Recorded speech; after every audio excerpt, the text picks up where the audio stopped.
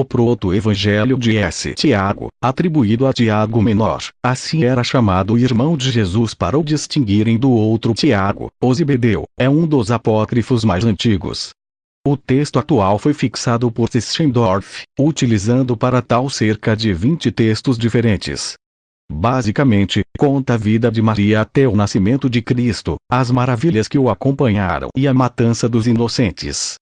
Possivelmente, data do século II e, francamente, não é muito crível. Os judeus recorriam a estas comparações.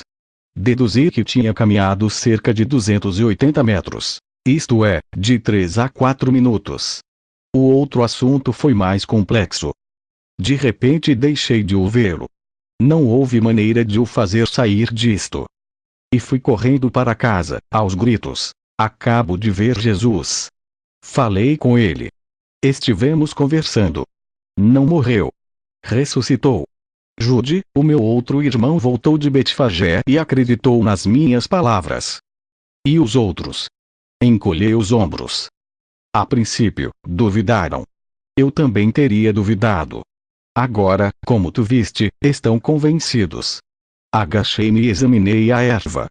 Naquele lugar, segundo Tiago, pusera os seus pés o ressuscitado. Dali lhe falara.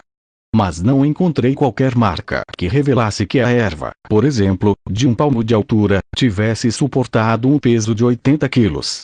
Estava direita e brilhante. Era evidente que, ao não manipular conceitos vulgares e correntes, tudo era possível. Até mesmo que o ser de fumo não pesasse nada. No entanto, continuei, persistente, deveria ter dobrado aqueles caules tão frágeis. Tem certeza de que foi aqui? O homem ouviu sem compreender. Desviou os olhos para a pedra do sepulcro e, como se buscasse referências, colocou-se no lugar onde se encontrava naquele preciso instante. Por fim, afirmou categoricamente. Absoluta. Era desconcertante. Os lugares por onde tínhamos caminhado apresentavam uma erva logicamente calcada. O espesso tapete vegetal do horto, pisado e levantado, mostrava claramente os nossos trajetos. No círculo ocupado pelo mestre, pelo contrário, não vi uma só folhinha pisada. De repente, ao reparar na espada de ferro, sem bainha, que Tiago trazia sob o cinto, lembrei-me do estranho acontecimento na casa dos Marcos. A minha pergunta deixou-o perplexo. Fechou os olhos, como se estivesse reconstituindo a cena, e, acariciando a barba farta e grisalha, forneceu-me um dado importante. Agora que o dizes é verdade que senti algo estranho na barriga. Era como se me puxassem para ele. Era suficiente. O singular fenômeno da atração dos objetos de ferro parecia repetir-se. E tive isso bem presente, sobretudo quando tive de utilizar a vara de Moisés. De caminho para casa, Tiago fez um comentário que depois, ao conversar com David Zebedeu, seria plenamente ratificado. Até esse momento, manifestou com satisfação, Jesus tinha sido visto por mulheres nervosas e pouco credíveis. Mas, como sentenciou David, agora é diferente. Também foi visto por um homem valente. Compreendi o orgulho do irmão do Nazareno, realmente era verdade. Tiago era um indivíduo valente, e a sua atitude para com as mulheres depreciativa. Essa era a triste realidade da sociedade judaica de então. Enquanto nos reuníamos com o resto da família, decidido a ouvir a segunda das aparições, censurei-me por não ter dado maior credibilidade aos escritos de Paulo. O cavalo de Troia, quando estudou todas as aparições de Cristo, fixou-se também na citação do apóstolo de Tarso, e Coríntios 15, 5, 9. Disse nesta passagem que Jesus se mostrou a Tiago. Mas a ordem em que apresenta estas aparições, primeiro a Cleofas, depois aos 12 e a mais de 500 irmãos e, por último, a Tiago, não nos pareceu correta, pelo que rejeitamos aquelas pistas. Enfim, não tinha solução. De qualquer forma, agora que o refiro, parece que os cristãos não perceberam outro pormenor muito curioso. Paulo cita esta aparição a Tiago, supõe-se que seja o irmão de Jesus, mas os evangelistas oficiais não. Por quê? Será que não a consideraram importante? Ou será que havia um ressentimento oculto e uma rejeição da figura do irmão do Rabi, talvez por não ter revelado a misteriosa mensagem do ressuscitado? É claro que depois do que vira e ouvira, por que motivo deveria eu estranhar este novo silêncio nos evangelhos canônicos? Coisas mais graves me reservava o destino, que também não foram registradas. Faltava muito pouco para o almoço, na companhia de Tiago, sentei-me à espaçosa mesa que ocupava o centro da grande sala retangular, onde tinha entrado outras vezes. Num canto, como sempre, estalavam alguns troncos que alimentavam a lareira. As mulheres foram servindo o primeiro prato, uma espécie de sêmola ou purê quente, feita à base de grossos grãos de trigo moído. Lembrou-me de certo modo, embora não pelo sabor, a polenta, dos italianos, quando nós, as 20 e tantas pessoas, já tínhamos à nossa frente a dose respectiva. Tiago, o mais velho dos homens presentes, pôs-se de pé. Todos o imitamos. E, com palavras simples, agradeceu os alimentos que íamos comer. Senhor, dai-nos o necessário. Quando nos sentamos, o alvoroço, o sorver tumultuosamente a sopa e as exclamações formavam um todo. Notei a falta de Marta. Mas, poucos minutos depois, apareceu na sala com um cesto de vinho cuidadosamente tapado com um pano. Olhamos uns para os outros enquanto ela procurava assento, e a senhora baixou os olhos, ruborizando-se. Naquele momento, sou mesmo estúpido. Não percebi nem a razão da sua perturbação, nem por que mudara de roupa e de penteado. A grosseira túnica castanha que ela trazia quando me recebera de manhã tinha desaparecido. Em vez disso vestia um lindo chalunk ou túnica de seda bordada, de um verde azeitona deliciosamente brilhante. Naquele tempo, a seda era muito pouco utilizada. Chegava com as remotas caravanas do Oriente e era caríssima. Os ombros estavam cobertos como uma espécie de chale de lã branca, atado com cordões entrançados da mesma cor. Também o cabelo tinha sido mudado. O lenço escuro que trazia na cabeça na altura em que cheguei tinha sido suspeitamente esquecido. E a senhora apresentou-se com um novo penteado. O cabelo preto, com o risco ao meio, caía sobre o peito, com as pontas dobradas para fora, com 2 estudados caracóis. O seu rosto largo ficava assim enquadrado e estilizado. Uma quase imperceptível sombra de malaquita nas pálpebras completava a maquiagem, dando maior profundidade aos seus olhos de azeviche.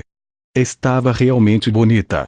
É claro que a súbita e aparentemente inexplicável transfiguração de Marta não passou despercebida às mulheres, que não deixaram de cochichar e fazer insinuações matreiras. Eu, insisto, fui o último a saber. Por uns momentos, enquanto me explicavam os pormenores da segunda aparição, pedi que fosse David Zebedeu a contar. O irmão dos filhos do trovão aceitou com prazer. Com a seriedade que o caracterizava, resumiu assim o sucedido. Aconteceu pouco depois de chegarmos a casa. Como recordarás, depois de enviar os mensageiros com a notícia da ressurreição do Mestre, passei pela mansão de José para trazer a minha mãe, Salomé, e dirigimos-nos para Betânia. Não passaria muito da hora nona 3 da tarde, quando, aqui mesmo, quase como agora, nos encontrávamos revendo os acontecimentos que todos conheceis. De repente, alguém gritou. Os presentes, apesar de ele ter contado aquilo várias vezes, detiveram até o movimento das colheres de madeira. Fez-se um silêncio eloquente e pesado. A porta, essa que vês aí, estava aberta, como neste momento. E, ao ouvir os gritos, os olhares dirigiram-se para onde apontavam os dedos. Era um homem. Olhava para nós de fora da sala. Talvez a um passo do umbral. A sua figura, alta e atlética, recortava-se contra a claridade do pátio. Um momento, interrompi-o, tem certeza que estava fora da sala? O Zebedeu moveu a cabeça afirmativamente. Nem dentro nem sob a ombreira da porta. Fora. E todos pudemos ouvi-lo.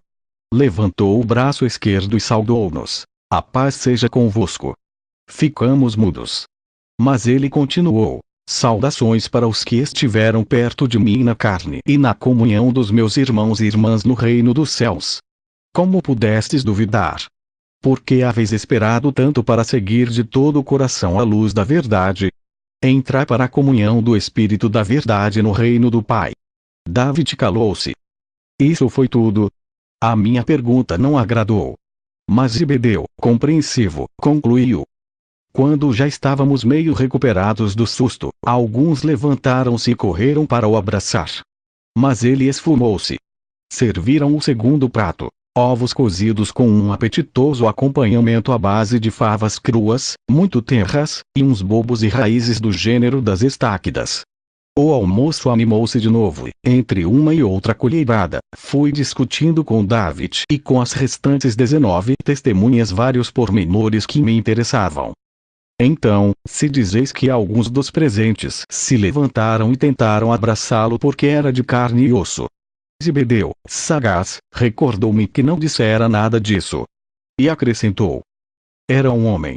As suas vestes eram como as nossas. Mas quem pode realmente garantir que tinha sangue e ossos como os nossos? Tiago deve ter lido o meu pensamento. Assim, intervindo na conversa, esclareceu. Como sabes, eu também estava presente quando isso aconteceu. E posso garantir-te que aquele corpo não era como o fumo ou a nuvem que te descrevi. Via-se o pátio através do corpo. Os que estavam à mesa olharam uns para os outros. Todos concordaram que não. Alguém o viu formar-se pouco a pouco, como aconteceu com Tiago. As respostas foram igualmente negativas. Quando a descobriram, a figura estava completa, como a de um ser humano, insistiram. Naturalmente, observei com segundas intenções, também não o reconheceram. Ao princípio, David e os outros olharam para mim atônitos. Logo a seguir, desataram a rir. Interroguei Zebedeu com o olhar. O que era tão engraçado? Querido Jazão, explicou-me David em tom benevolente, pensas que somos cegos? Como? Retorqui admirado. Então. É claro que o reconhecemos. Era ele. Não insisti. David Zebedeu era um excelente observador e homem pouco dado a visões ou fantasias.